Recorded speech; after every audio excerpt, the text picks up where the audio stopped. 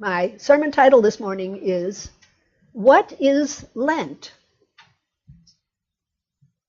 Now, there are a great many Christian churches that observe Lent. It's one of the most important periods of the church year, actually. It's the 40-day period between Ash Wednesday and Easter. And Lent commemorates that 40-day period where Jesus went into the desert and fasted after he was baptized by John the Baptist.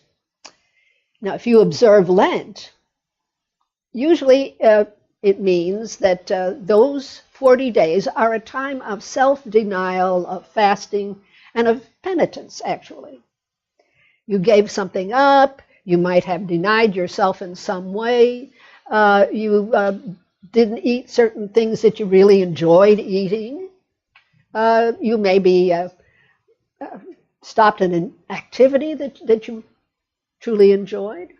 Some people gave up ice cream or give up candy, or other people give up beer and bowling. Depends. Lent, of course, is also a time of preparation for Easter. I don't know why eating fish on Friday instead of meat was a preparation for Easter, but that was what my family did when I was a kid. But of course, the most important thing at the time was in our preparation for Easter, that new outfit, the new shoes, and looking forward to the Easter basket with the candy and the eggs and a nice Easter dinner. That was a preparation. But these days might be a little different. We might or might not get some new clothes for Easter. But in our church, we urge people to make an inner preparation for this event, Easter, which is truly the greatest event in the Christian calendar, when Jesus rose from the dead. His death and resurrection, according to our textbook, and I quote, reveal that life is greater than death, and that death is but life's effort to free itself from man's self-imposed limitations. And in 1 John 4:17, we read, as he is, as Jesus is, so are we in this world. As Jesus is, so are we in this world. Doesn't that say very, very clearly that resurrection is available to every child of God, not just to Jesus? We can rise from the tomb.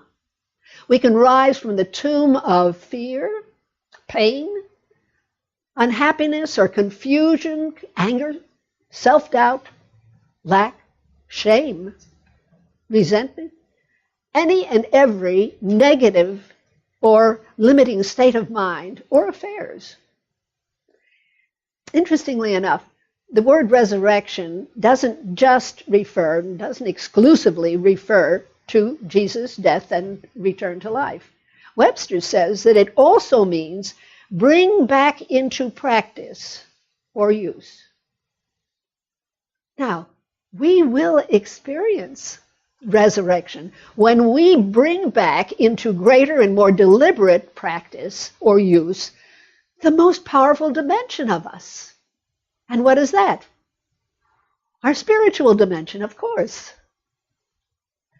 When we practice, when we use our soul qualities, we resurrect a more beautiful and powerful and joyful experience of life. When we allow that expression all the time. Spiritual understanding, that's what I talked about before. Just looking past the surface of someone's behavior and beholding that good that is there. You might not be seeing it, but beholding the good, beholding the child of God right there. That's spiritual understanding. And the peace, practicing peace, inner peace, peace with other people, wisdom, getting still and just asking God to do it, creativity, and especially unconditional love. Unconditional love. That's what we practice All these things we practice, we use them, and they will bring us a quality of life that exceeds anything that we've had before. They pay off. We will truly feel like we have resurrected ourselves. But how? How do we do this? How can we observe Lent in a way that will free us from any dark mental place or relationship or limiting physical conditions? How can we do this? How can we transform our lives? We can transform our lives by working for a deeper realization, a deeper feeling about something that we say every Sunday morning. I am the individualized expression of God. That's what we can work on. They are beautiful words. They are true words. But the point is, are they just words? Or are they something more? Do you have an inner reality when you say those words? Are they real to you? Do these words tug at the edges of your soul and your heart? Truly, they should make our hearts sing when we say those words. Our individuality is what we are at the very core of our being, which is the Christ nature. That's what divine science calls it, and most or many of us call it our soul nature. They're intermingled, you can use one or the other. Our inner nature is as perfect as God is, as our source is. We are the center of God's activity, and we will be so for eternity. Our textbook tells us on page 63, God is omnipresent, and we are in his presence from everlasting to everlasting. This proves the unity, the oneness of God and man. For man's existence is right where God is, I in God and God in me. Last week, I shared with you that I'd been reading and hugely enjoying a book by Lynn Russell called The Wonder of You. And this time I remembered to bring it. Here it is. As a matter of fact, we are going to be reading and discussing this book on our Wednesday night meetings. And it's a treasure. It's one of the few books that I'm going to be reading and rereading because it has information in it that divine science says and goes beyond, truly. $19, that includes tax. But that's what we're going to be doing on Wednesday nights, starting a week from this coming Wednesday. And I've already ordered half a dozen books. If anybody's interested in getting another book, tell me about it, because even if you just can't come on Wednesday nights, but you want to read it, I'll order some more. But anyway, Lynn Russell researched 2,500 accounts of near-death experience, and she wrote a book about what these experiencers learned. One of the chapters in the book is called Oneness. It recounts specifically what people learned when they felt that oneness, when they experienced it in the near-death state. And this is what she writes. Over and over, NDEers realized that the essence of their being, the soul that made them who they were, was the exact same energy as that of the being of light.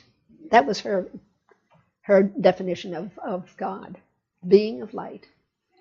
They were not just a drop from the ocean of light, they were the ocean of light that created those drops, an intricate, essential part that was impossible to separate. We are, at this exact moment, intricately connected to the creative force, and we have been since beyond the beginning of time and space. Now, one of these accounts that was quoted was from Richard. And Richard, at the time, was an 8-year-old boy who was hit by a car. During his NDE, he reported that he was invited to ask questions, and they would answer them. And so he asked, "Where's God? I don't see him." The answer was, "How can you see that which you are yourself a part of?" We are all expressions of God. When you see with your eyes, you see through the eyes of God, and he experiences reality through yours. When you speak to God, you are speaking to yourself. We are one and the same. There is no division or separation. Any that seems to exist is an illusion. The light that surrounds us here is God. It is our source of being and is given freely to all. Reverend Juliet was suffering from cancer when she died, and of course came back. Later she wrote, "I became aware of a being of light enveloping me. Everything was stunningly beautiful, so vibrant and luminous and so full of life. I was in constant communion with this light and always aware of its loving presence with me at all times.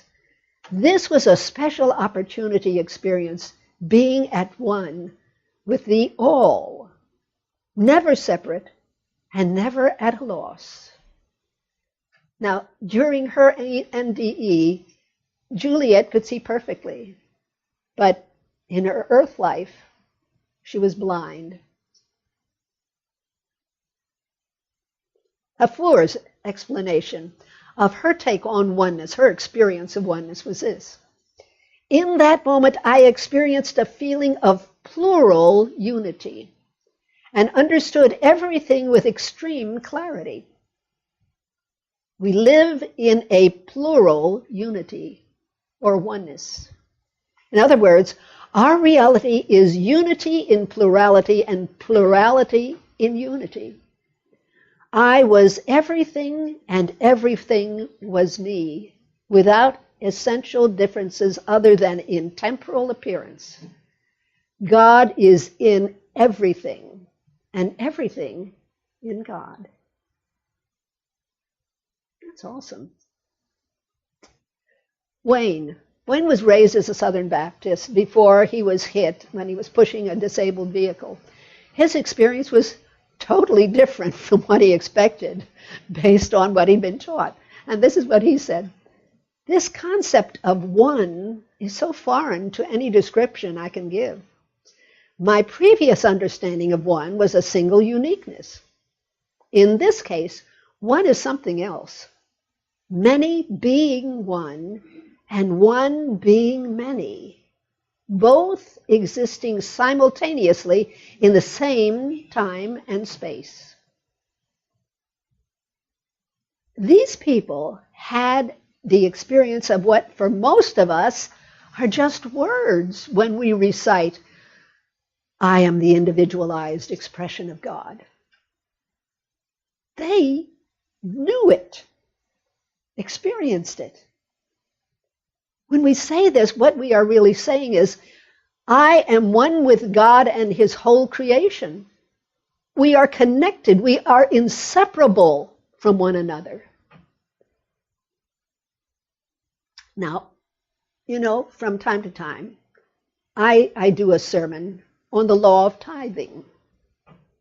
As we're led, we're given, we start giving a dedicated percentage of our income to the source of our spiritual good. As we depend on God for all of our material things, we find that we receive blessings that money could never buy, as well as a greater and greater experience of abundance. Now, I would say that we start by figuring out what 1% of our income is, and we set it aside for the source of our spiritual good. When we find that we don't miss it, well, we might raise the tithe to 2%, and then so on and so on, as life, as our experiences permit. Today, I would like to consider, or I would like you to consider, and I'm considering it certainly, consider observing Lent. For the 4 weeks between today and Easter, I'd like you to consider tithing. Not money, but time. Consider tithing your time by saying affirmations and thinking about God. I'd like to suggest that you start saying one to yourself. One. It's a shorthand for saying, I am one with God. I am one with all that God is.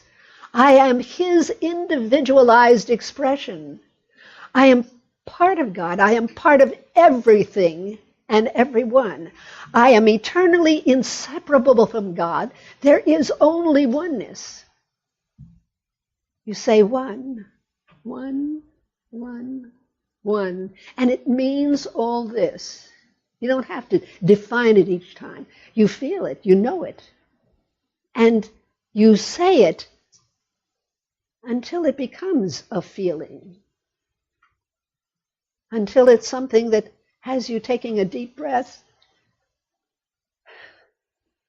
and relaxing in the realization of it.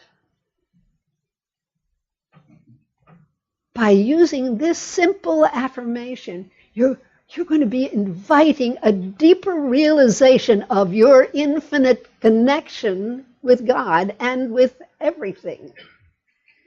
Say it whenever your present task requires your body, but not particularly your mind, like when you're brushing your teeth in the morning, or when you're driving, or when you're fixing something to eat. You're waiting for the gas tank to get filled up. You're filling your tank. Or while the clerk is totaling your grocery bill. Say one, to yourself, of course. One.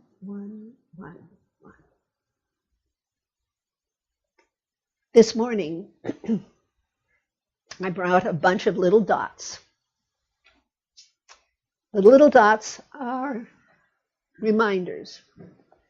You know, they have a little sticky on the back. And I would appreciate your taking some. Now, Jan, do you have those? Oh, okay. Laurel? Yeah.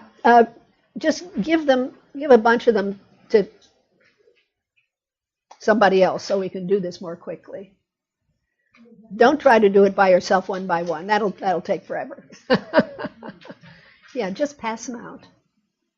Hand them around. Let people take them and put a dot on the dashboard of your car. Put a dot on the bathroom mirror, so when you're brushing your teeth, you can be saying this. Put a dot on, where else? The kitchen sink, over the kitchen sink, or at your work desk, at work, or at home. And put it wherever, whenever wherever you're going to see it, often. So it'll be a reminder. It'll be a little nudge to start saying that, saying the truth of yourself. It'll remind you to tithe your time to God over these next 4 weeks. Isn't that a wonderful way to observe Lent, truly? Isn't that a wonderful way to prepare for Easter? Isn't that a wonderful way to experience resurrection?